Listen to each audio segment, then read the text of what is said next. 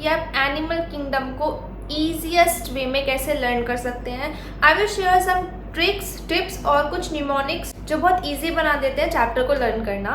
And last में I will tell you कि आप उसका पीडीएफ कैसे एक्सेस कर सकते हो। Hello guys, welcome back to my channel, this is Gungun. So why I choose animal kingdom today, because मैंने एक अभी कम्युनिटी पोल डाली थी जिसमें मैंने पूछा था which chapter has been the hardest to learn, and उसमें सबसे ज़्यादा जो वोट्स मिले वो मिले एनिमल किंगडम को। और वो चीज़ मैं खुद भी रिलेट कर सकती हूँ कि एनिमल किंगडम एक डेफिनेटली एक इम्पॉर्टेंट चैप्टर है और साथ ही साथ में उसमें लर्निंग वाली बहुत सारी चीज़ें हैं और लर्न करना उसको थोड़ा ट्रिकी होता है बिकॉज उसमें बहुत सारे एग्जाम्पल्स होते हैं और डिफरेंट फाइलम के कैरेक्टरिस्टिक्स डिफरेंट होती हैं। तो I can understand very well कि कितना हार्ड हो जाता है, बट लकीली जो मेरे नोट्स हैं एनिमल किंगडम के वो बहुत अच्छे हैं और मैंने चीज़ों को सिंपलेस्ट वे में, ईजीएस्ट वे में लिख रखा है। तो वही मैं अपने नोट्स आप लोगों के साथ शेयर करूंगी और मैं बताऊंगी कि उसमें कि मैंने कैसे कैसे कौन कौन सी ट्रिक्स है और कौन कौन से निमोनिक्स हैं। एंड लास्ट में आई विल टेल यू कि आप उसका पीडीएफ कैसे एक्सेस कर सकते हो। Watch video until the end, let's get into the video. So first of all, biology में सबसे ज़्यादा इंपॉर्टेंट क्या होती है? एनसीईआरटी की बुक। तो सबसे पहले हम देख लेते हैं, जैसे एनिमल किंगडम है तो उसमें सबसे पहले आपको बेसिस ऑफ क्लासिफिकेशन दे रखे हैं कि जो फाइलम है वो कौन कौन से बेसिस पे क्लासीफाई हुई है। तो इसमें आपका level of organization, symmetry, diploblastic, coelom, segmentation, etcetera, और ये बहुत इंपॉर्टेंट टेबल है। इसके बाद हमारा फाइलम स्टार्ट हो रहे हैं जिसमें हमारी टोटल 11 फाइलम है। ये आप देख सकते हो कि जो फाइलम है उसमें सिर्फ एक नॉर्मल पैराग्राफ दिया हुआ है जिसमें डिफरेंट चीज़ें लिखी हुई हैं, लेकिन मैंने अपने नोट्स में चीज़ों को बिल्कुल ओपन करके एंड वन लाइन में लिखा हुआ है जिससे लर्न करने में ईजी होगा। तो ओके, अब बारी है मैं आपको अपने नोट्स दिखाती हूँ। जब आपने इस वीडियो पे क्लिक किया होगा तो आपने देखा होगा कि एनिमल किंगडम को आप 20 मिनट्स में कैसे लर्न कर सकते हैं। तो मैं आपको वही दिखाऊंगी। अगर बिल्कुल स्क्रैच से आपको एनिमल किंगडम लर्न करना है तो सबसे पहले मैं आपको रिकमेंड करूंगी कि आप सारी फाइलम के नेम लर्न करो उनके सीक्वेंस से। जैसे कि मैं आपको यहाँ पे एग्जाम्पल दिखाती हूँ। जैसे कि यहाँ पर टोटल 11 फाइलम लिखा हुआ है। पोडीफेरा, सिलेंट्रेटा, टीनोफोरा, प्लेटियलमेंट्स, एक्सकेलमेंट्स, पोडीफेरा से कोडेटा तक, मतलब आपको सारी फाइलम सीक्वेंस में लर्न होना चाहिए। सबसे इंपॉर्टेंट चीज़ तो ये है। उसके बाद हम आगे जाएंगे, ठीक है। एनिमल किंगडम में दो चीज़ें होती हैं जो इम्पॉर्टेंट होती है। फर्स्ट चीज़ फाइलम की कैरेक्टरिस्टिक और दूसरी चीज़ एग्जाम्पल्स। यही दोनों चीज़ें एग्जाम में सबसे ज़्यादा पूछी जाती हैं। तो अब मैं आपको बताती हूँ, जैसे टोटल 8 कैरेक्टरिस्टिक है, जो मेन कैरेक्टरिस्टिक है हर फाइलम में टोटल 8 है। लेट मी टेल यू कौन कौन सी। Level of organisation, body symmetry, body plan, germ layers, coelom, segmentation, notochord, और 8 नंबर पे जो सारे डिफरेंट सिस्टम है, circulatory, digestive, nervous system etcetera. जैसे कि सबसे पहले लिखा हुआ है मैंने लेवल ऑफ ऑर्गेनाइजेशन।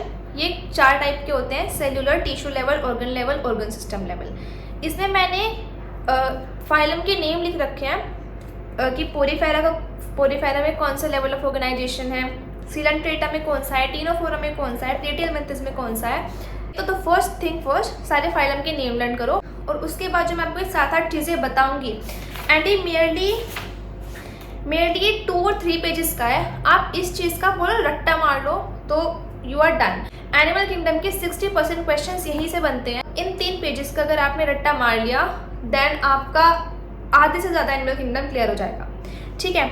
तो अभी यहाँ पे मैंने इस पेज पे लिखा हुआ है लेवल ऑफ ऑर्गेनाइजेशन, यहाँ मैंने सिमेट्री लिखा हुआ है। यहाँ पे मैंने साथ में सिमेट्री के बारे में थोड़ा लिख भी रखा है बिकॉज एज अ डेफिनेशन भी हमें पता होना चाहिए, एंड साथ में उसका एग्जाम्पल भी लिखा हुआ है। आप जैसे 3 पेज है, मैं आपको इसका पीडीएफ प्रोवाइड कर दूंगी, तो आप इसको अपने नोट्स बना लेना है। जो भी आप करोगे उसमें से आप अगर दिन में 2 बार भी इसको देखोगे ना तो आपको देख के ही लर्न हो जाएगा। ये बहुत ईजी है लर्न करना। अच्छा देखो, इसमें ये जो मेरे नोट्स हैं इसमें आप अगर बोलो प्योर एनसीईआरटी है, नो, प्योर एनसीईआरटी नहीं है। इसमें चीज़ें लिखी हैं, पहली बात तो कुछ भी इररिलेवेंट नहीं है, सब कुछ रेलेवेंट है। इसमें नीड से एक्स्ट्रा भी है कुछ जो कि नीडेड भी है, जो पढ़ाया जाता भी है कोचिंग में। मैंने बहुत ईजी करके खोल के चीज़ें लिख रखी हैं। तो डिप्लोब्लास्टिक में C² एंड ट्रिप्लोब्लास्टिक में प्लेटी टू कोडेड। अच्छा देखो यार, आप थोड़ा समझ जाना, जो मैंने एग्जाम्पल्स है वो शॉर्ट में लिख रखे हैं, ठीक है। जैसे कि C² मतलब सिलेंट्रेटा और टीनोफोरा, और प्लेटियलमेंथिस टू कोडेड ट्रिप्लोब्लास्टिक। ऐसे आपको भी लर्न करने में इजी होगा, इट्स नॉट बैड। आप C² याद रखो कि सी स्क्वायर में डिप्लोब्लास्टिक होता है, सो वो आपको भी लर्न करने में ईजी रहेगा। ठीक है, तो आप इसलिए सीक्वेंस से लर्न करना फाइलम के नेम, ताकि आपको पता रहे। इस चीज़ को अलग से याद करने का मतलब ये है, फॉर एग्जाम्पल एग्जाम में ये क्वेश्चन आया, which of the following animals are diploblastic. ठीक है, उसमें आपके ऑप्शंस आए, मान लो प्लेनेरिया, ऑरियला, पेरीप्लेंटिया और पिंटाडा। देन आपको पता है कि जो सी स्क्वायर वाला है, मतलब सिलेंट्रेटा और टीनोफोरा, वो डिप्लोब्लास्टिक है। तो अभी आप आगे मैं बताऊंगी कि आप उसके एग्जाम्पल कैसे याद करो। तो अगर आपको एग्जाम्पल याद है तो आप बता दोगे कि ओके, ऑरियला मतलब jellyfish, it is jellyfish diploblastic है। ठीक है, तो वही कि अगर आप ये सिंपल सी चीज़ याद कर लोगे कि कौन सा फाइलम में क्या है, तो आप बहुत ईजिली क्वेश्चन को सॉल्व कर पाओगे, क्वेश्चन को आप इजीली अप्रोच कर पाओगे। Now let's talk about another important thing, phylums. अब हम फाइलम पे आ गए। ठीक है, मैं बहुत जल्दी आपको एक्सप्लेन, मैं बहुत डीप में एक्सप्लेन नहीं करूँगी चीज़ों को, मैं बहुत जल्दी आपको दिखाऊंगी कि मेरे नोट्स किस तरह फ्रेम्ड है। हाँ, मैं ये भी नहीं कह रही कि आप हर चीज़ कॉपी करो, आप इनको एज ए इंस्पिरेशन भी ले सकते हो और आप चीज़ों को अपने हिसाब से भी लिख सकते हो अपने नोट्स में। So it's just for reference. देखो, फाइलम, किसी भी फाइलम को अगर आपको लर्न करना है, आप 3 पार्ट्स में उसको डिवाइड करके लर्न करो, बहुत ईजी होगा। फर्स्ट पार्ट, उसकी कैरेक्टरिस्टिक्स। कुछ कैरेक्टरिस्टिक्स तो हमने उसके पहले भी लर्न कर ली, बचा जैसे उनके systems, digestive system, circulatory system, respiratory system, excretory का locomotion, nervous system, reproduction and उनका डेवलपमेंट। ठीक है, ये आपको लर्न करनी पड़ेगी फर्स्ट पार्ट। दूसरी चीज़ इंपॉर्टेंट है डायग्राम। ठीक है, जैसे ये मैंने एक स्पॉन्ज का डायग्राम है, क्योंकि हम पॉलीफेरा फाइलम पढ़ रहे हैं। इसमें जो भी चीज़ लिखी है वो आपको डायग्राम में पता होना चाहिए। तो जैसे कि मैंने डायग्राम में एरो बना रखे हैं कि ये ओस्टिया से वाटर अंदर आता है और यहाँ स्पॉन्जोसिस और ये ऑस्क्यूलम से बाहर निकल जाता है। ठीक है, तो आपको हर चीज़ डायग्राम के थ्रू पता होना चाहिए, वो ईजिएस्ट वे होता है लर्न करने का। बोलते हैं ना कि एक विजुअल मेमोरी आपकी ब्रेन में स्टोर हो जाती है, जो आपको चीज़ों को लॉन्ग टर्म के लिए लर्न करने में हेल्प करती है। ओके, सेकंड पार्ट हो गया डायग्राम। जो थर्ड इंपॉर्टेंट पार्ट होता है किसी फाइलम को लर्न जो करना होता है, वो होता है एग्जाम्पल्स। अगर आपको कोई फाइलम लर्न करना है तो आप उसके एक दो एग्जाम्पल ले लो, और आप आगे भी एनिमल पढ़ोगे तो आप उसको उसके फाइलम के साथ कनेक्ट कर पाओगे। ठीक है, तो ये 3 चीज़ें आप ध्यान रखना। और बाकी मैं आपको अभी दिखाती हूँ, मैंने हर फाइलम इन्हीं 3 पैटर्न्स में लिखा हुआ है। पहले डायग्राम दिया हुआ है, देन उसका डाइजेस्टिव सिस्टम और सारे सिस्टम लिखा हुआ है। बहुत ईजी है सिस्टम्स को लर्न करना, बिल्कुल भी हार्ड नहीं है, क्योंकि चीज़ें सेम सी है और एक ट्रेंड फॉलो हो रहा है, फाइलम टू फाइलम एक ट्रेंड फॉलो हो रहा है। तो आपको हर चीज़ अलग अलग लर्न करने की नीड नहीं है। ये आपका हो गया सिलेंट्रेटा। ठीक है, और ये आपका हो गया टीनोफोरा। सी चीज़ें बहुत इजी हैं, जैसे यहाँ रेस्पिरेशन, सर्कुलेशन और एक्सक्रीशन है, तो यहाँ सब कुछ इसमें थ्रू वाटर होता है। अगर आप कंट्रोलर कोऑर्डिनेशन की बात करो, तो अगर आप स्टार्टिंग से देखते हुए आओ, पोरीफेरा में तो कोई नर्व सेल नहीं थी, फिर सिलेंट्रेटा में फर्स्ट नर्व सेल आई, फिर टीनोफोरा में नर्व नेट आया, उसके बाद आपका नर्व कोड आएगा, डबल लैडर लाइक। तो ऐसे ट्रेंड फॉलो होता है। ठीक है, तो लर्न करना इज़ नॉट वेरी हार्ड। तो अब हम आ गए प्लेटी हेलमिन्ट्स पे।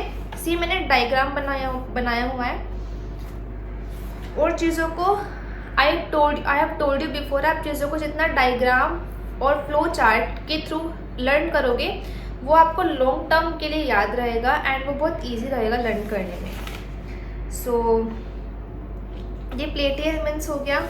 मेरी हर फाइलम में आपको डायग्राम जरूर मिलेंगे। ठीक है, और जैसे एसके हेलमिन्ट्स हो गया, और इम्पॉर्टेंट चीज़ें मैंने हाईलाइट की हुई हैं एंड चीज़ों को मैंने बॉक्स में भी बंद किया हुआ है फॉर इजी लर्निंग। अभी आपको लग रहा होगा कि आप एग्जाम्पल्स कैसे लर्न करोगे, उसका एक बहुत सॉलिड प्लान मैं आपको लास्ट में बताऊंगी वीडियो के। ठीक है, तो अभी आप पहले जिस मैं आपको दिखा रही हूँ नोट्स कैसे हैं और किस वे में हैं, ताकि आपको थोड़ा आइडिया लग जाए। ये देखो कितना प्यारा डायग्राम है इसका, स्नेल का। पूरा प्रॉपर लेबलिंग के साथ बनाना हर डायग्राम। देन हम इकाइनोडर्म्स में आ गए। इकाइनोडर्म्स का मतलब ये है उसमें स्पाइंस होते हैं, मतलब कांटेदार एनिमल्स होते हैं। देन आप देखो ये स्टारफिश का डायग्राम है। एनसीईआरटी में ऑलरेडी पैराग्राफ दिया हुआ है, तो हमें नोट्स में पैराग्राफ नहीं लिखना है, हमें नोट्स में चीज़ों को पॉइंट्स में करके लिखना है एंड हेडिंग्स के साथ लिखना है और सब हेडिंग्स के साथ लिखना है, ठीक है। तो मतलब वही ना कि हमें वही सेम चीज़ नहीं करनी, हमें अपनी ये ध्यान रखना कि हमें चीज़ों को इन ईजिएस्ट पॉसिबल वे में पढ़ना है। ये फिर एक डिफरेंट आपका एक लीग स्टार्ट हो गई कोडेटा से। इसमें सब चीज़ें बहुत डिफरेंस है, कोडेट्स का और नॉन कोडेट्स का डिफरेंस बहुत पूछा जाता है, ये भी बहुत इंपॉर्टेंट है। जो भी मैंने इसमें चीज़ें लिखी हुई हैं पॉइंट्स में करके, वो सारी एनसीईआरटी की लाइन है, डिट्टो एनसीईआरटी की लाइन से लिखी हुई है मैंने इसमें। बट ऐसे वे में कि अगर मैं इनको पढ़ूँ एक बार में तो मेरे को समझ में आ जाए, ठीक है। देन यहाँ पे मैंने एक बहुत प्यारी शार्क बनाई हुई है कार्टिलेजिनस फिश में। इनमें डिफरेंस बहुत इंपॉर्टेंट होता है, कॉन्ड्रिक थाइस में और ऑस्ट्रिक थाइस में, कार्टिलेजस में, बोनी फिशेस में, ठीक है। ये भी पर बहुत ईजी भी होता है। और ये मैंने बोनी फिश बनाई हुई है। उसके बाद एम्फीबिया जाते हैं, रेप्टाइल्स ये जो जाता है। उसके बाद एव्स, बर्ड्स हो गई, and then mammals. This was the last page of this chapter, ठीक है। तो अब आपने पूरे नोट्स देखे, आपने एक चीज़ नोटिस की इसमें क्या, कि इसमें हर फाइलम वो सेम ही पैटर्न फॉलो कर रहा है, वही 3 चीज़ें, दैट इज उसके कैरेक्टरिस्टिक्स, डायग्राम एंड एग्जाम्पल्स। ये तीनों चीज़ों को सेपरेट करके आप हर फाइलम में ज़रूर लिखना एंड ज़रूर लर्न करना। अगेन वो स्टार्टिंग के 3 पेजेस बहुत इंपॉर्टेंट है, वो मोर देन हाफ आपका कवर करते हैं जो एग्ज़ाम में आता है। उसके बाद ये चीज़ें मिला के भी काफ़ी इंपॉर्टेंट होती है, एग्जाम्पल्स बहुत इंपॉर्टेंट होते हैं, ठीक है। और बाकी जो कैरेक्टरिस्टिक है वो भी इंपॉर्टेंट होते हैं। अब बात आती है एग्जाम्पल्स की। अब आप एक्चुअली आप साइड में देख पा रहे हो, ये एक पेपर पे मैंने ओनली एग्जाम्पल्स लिखे हुए हैं। इसको मैं क्या करती थी, मुझे अब भी सारे एग्जाम्पल्स, एक एग्जाम्पल बहुत अच्छी तरह याद है कि मुझे इनको याद किए हुए काफ़ी दिन हो गए हैं, स्टिल मुझे बहुत अच्छी तरह याद है क्योंकि मैंने इनको बहुत दिल से याद किया था। कैसे कि बस एक मैंने पेपर पे लिख लिए थे सारे एग्जाम्पल्स, और मैं ऐसे इनको मान लो आप छत पे घूम रहे हो या बाहर घूम रहे हो या आप घर में भी घूम रहे हो, तो इसको घूमते घूमते आप ऐसे बोल के आप इसको लर्न कर सकते हो, तो बहुत ईजी हो जाएगा लर्न करना।